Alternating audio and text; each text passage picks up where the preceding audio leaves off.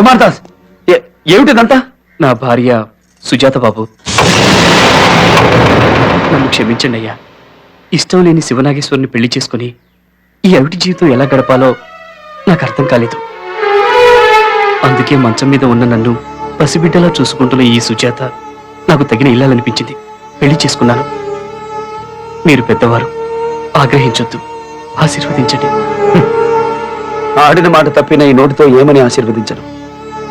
నీ నిర్ణయాన్ని ఆ భగవంతుడి పాదాల ముందుంచి తల ఉంచుకుని వెళ్ళిపోతున్నాను.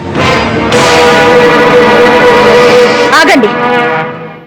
మీరంతా దైవంగా భావించే ఈ పెద్ద మనిషి ఈ జీ కుమార్ దాస్ తో తప్ప నా పెళ్లి జరగటానికి వీల్లేదని చెప్పి నా పెళ్లి చెడగొట్టి మా ఇంటి పేరు పడగొట్టి మా ఇంట్లో తొడగొట్టి ఛాలెంజ్ చేశాడు. అందరు చూశారుగా, ఈ కుమార్ దాస్ వేరే అమ్మాయిని పెళ్లి చేసుకున్నాడు. నన్నేం చేయమంటారు చెప్పండి? నన్ను చంపండి, నరకండి అని అర్చిన మీ నోరు తెరిచి సమాధానం చెప్పండి. మీరంతా అట్ట క్వశ్చన్ మార్క్ మహారాజుకుని చూడొద్దు. ఏ కుర్రోడితో దీని పెళ్లి నిశ్చయించామో అతని జన్మలో దీన్ని పెళ్లి చేసుకుని మా మహాల మీద తలుపులేశాడు. ఇన్నాళ్ళు ఈ ఏరియాలో ఏం జరిగినా ఈ భవానీ బాబాయ్ తీర్పు చెప్పుంటాడు. ఇప్పుడు నేను చెప్తున్నాను, పెళ్లి కాకుండానే నా కూతుర్ని ఏకాకిని చేసిన తప్పుకు ప్రాయశ్చిత్తంగా ఈ భవానీ బాబు నా కూతుర్ని పెళ్లి చేసుకోవాలి. నీకు ఆడవాళ్ళంటే చాలా గౌరవం కదయ్యా. దాని పెళ్లి ఇప్పటికే 2 సార్లు జడగొట్టావు. ఇప్పటికి దాన్ని ఎవరు చేసుకుంటారు? నువ్వు దాన్ని చేసుకుంటావో లేకపోతే చంపుకుంటావో నీ ఇష్టం. శివనాగేశ్వరి, ఈ క్షణం నుంచి నువ్వు నా కూతురు కాదు, ఇతనికే వదిలేస్తున్నాను. మళ్ళీ మన ఊరికి ఒంటరిగా వచ్చావా నరికేస్తాను. వస్తే మొగుడుతోరా, లేకపోతే ఇక్కడే చావు.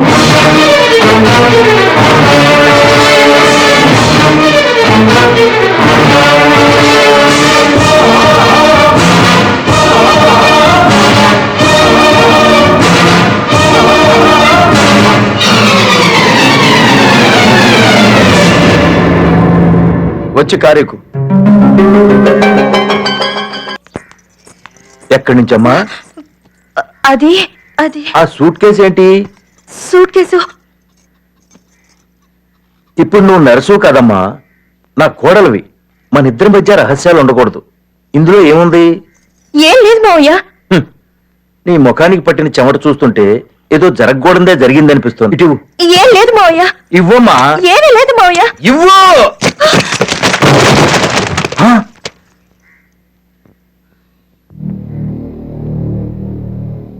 ఎక్కడిదమ్మా ఇంత డబ్బు?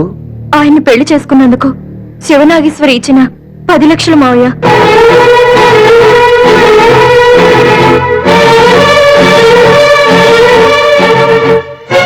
పది లక్షలకి పల్నాటి వీరుడి పరువులు అమ్మేస్తావా నువ్వు? నీలాంటి వాడు ఈ లోకంలో బతికొడదు. నిన్ను మావయ్య, ఆయన్నేం చేయకండి, ఆయన్నేం చేయకండి మావయ్య. సుజాత, ఆయన ఆపకు. రానన్నా, నేను చెప్పేది విన్నాక ధర్మం తప్పానని నిజంగా నీకు అనిపిస్తే మన భవానీ బాబుకి నేను అన్యాయం చేశానని నువ్వు నమ్మితే నా తల నరికి తీసుకెళ్లి భవానీ బాబు పాదాల మీద పడి ధర్మం తప్పావు అని ఎదురుగా నోట్ల కట్టలు చెబుతూ ఉంటే ఇంకా రుజువులెందుకురా? ఆయన కీడు చేయాలని నేను ఈ పని చేయలేదు. ఆయన ప్రాణం కాపాడడానికే చేశాను. నేను శివనాగేశ్వరిని. నీ తలనాటి దేవుడు నిన్నే పెళ్లి చేసుకోవాలని షరతు పెట్టిన నరసింగరాయుడి కూతురు. నాన్న, ఈ చెప్పు బాగాలేదంటే లండన్ నుంచి తెప్పిస్తాడు. ఇండియా రైస్ బాగాలేదంటే చైనా రైస్ తెప్పిస్తాడు. మరి నువ్వో కాలికి చెప్పు తొడగలేని దరిద్రుడివి, 2 పూట్ల అన్నం తినలేని అనాథవి. నిన్ను పెళ్లి చేసుకోవాలా?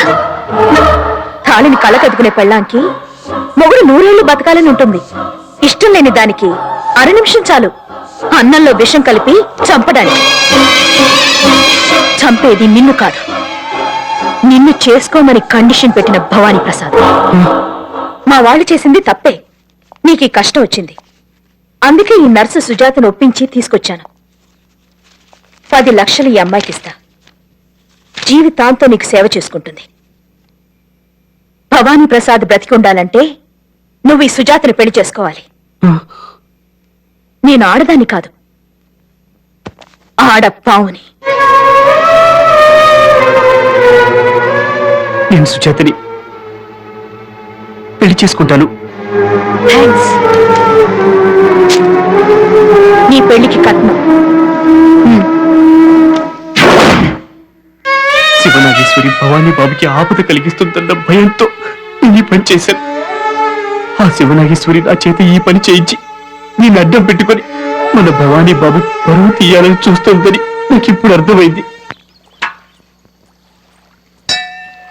ఇదిగో నీ డబ్బు. నీ బాబుకి ఆస్తి ఉండొచ్చు, డబ్బు ఉండొచ్చు, మా దగ్గర విశ్వాసం ఉంది. ఈ ప్రపంచంలో రాసులు రత్నాలు పెట్టినా కొనలేనిది విశ్వాసం ఒక్కటే. భవానీ బాబు ఉప్పు తిన్నాం, ఆయన కోసం నిప్పుల్లో దూకుతాం. కారం పొడి బట్టి పిసికిన చేతులు ఇవి. చేసిన తప్పు ఒప్పుకో, లేదంటే ఈ చేతులతోనే నీ కంఠం పిసికి చంపుతా. రేపు కార్తీక అమావాస్య. ఆయుధ పూజ చేయడానికి దేశంలో చాలా చోట్ల నుంచి వేలాది మంది పల్నాటి వీరులు వీరుల గుడి దగ్గరకు వస్తారు. అక్కడ నువ్వు చేసిన మోసం నేను బయట పెడతాను. ఒకవేళ భవానీ బాబు ఇచ్చిన మాట నేను తప్పానని అక్కడ జనం తీర్పు చెబితే నిన్నే పెళ్లి చేసుకోవాలనంటే నీ మెడలో తాళి కడతాను. రెండూ పెళ్ళంగాన ఇదుండగా అదెలా చెల్లుతుంది? ఆయనకి నేను విడాకులు ఇస్తానని జనం ముందు ప్రమాణం చేస్తాను. చేసిన తప్పు నొప్పుకొని భవానీ బాబు జీవితం నుండి తప్పుకుంటావా? నా పెళ్ళాని అవుతావా? కార్తీక అమావాస్య నీ పాలిట అమావాస్య కాకుండా చూసుకో.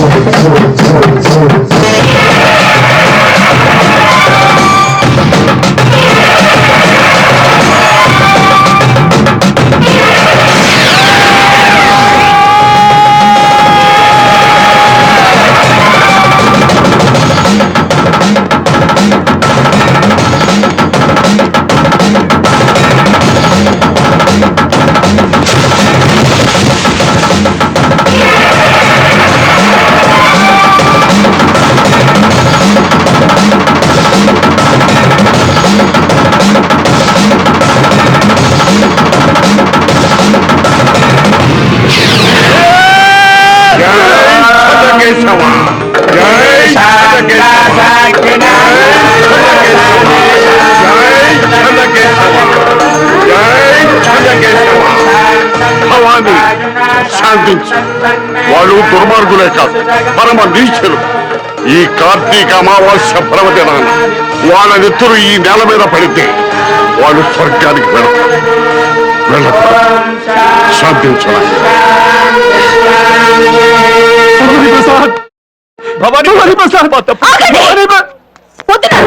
అతనికి చేతులు జోడించద్దు. పరువు కంటే ప్రాణాలను తక్కువగా చూసే వంశం మనది. పరువు కోసం అమ్మని చెప్పావు, అక్కని చెప్పావు. ఇప్పుడు చేతులు జోడించి నమస్కరిస్తే మన వంశం ఏమవుతుంది?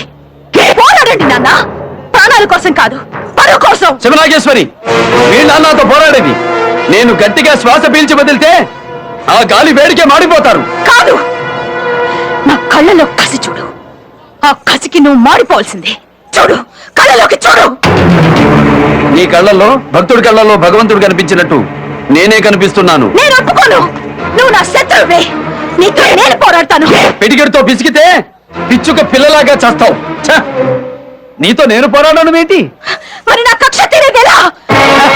భీష్ముడిని సెకండ్ అడ్డు పెట్టుకుని అర్జునుడు చంపినట్టు సెకండ్ నిన్ను అడ్డం పెట్టుకుని నన్ను వాడు చంపినా సరే, నువ్వు చంపినా సరే చంపు. భయపడుతున్నావా?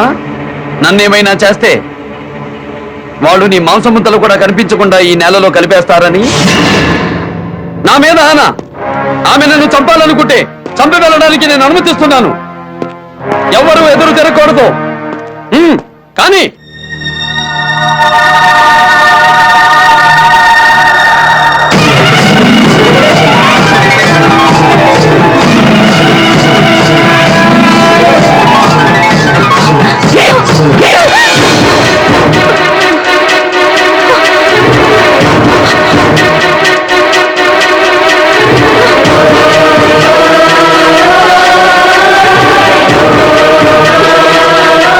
నేను చంపడమే కాదు, నా మూలంగా ఒక ఆడది చనిపోయినా నేను పల్లనాటి బిడ్డను కాదు.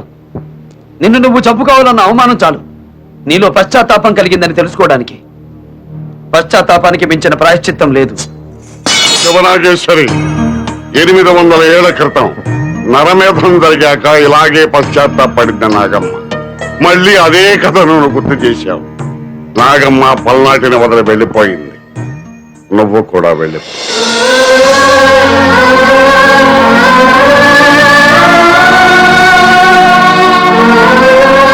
భవానీ,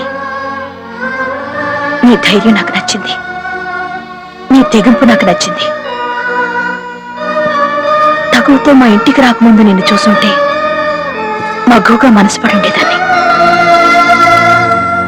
ఇన్నాళ్లుగా నీ వెంట పడుతున్నది పగతో అనుకున్నాను. అందులో ప్రేమ ఉన్నదని ఈ రోజే తెలుసుకున్నాను.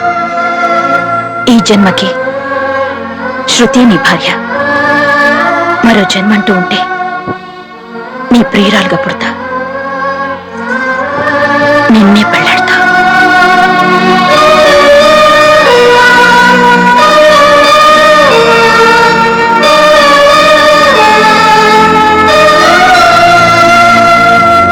ఆలయ పూజకు ఇక సమయమైంది భవాని.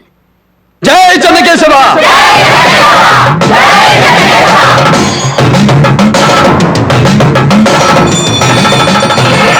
800 సంవత్సరాల క్రితం బ్రహ్మనాయుడు నాగమ్మ పుట్టారు. ఇప్పుడు మళ్ళీ ఆ అంశలో బ్రహ్మనాయుడు నాగమ్మ పుట్టారు. మళ్ళా పల్నాడి చరిత్రకు శ్రీకారం చుట్టారు.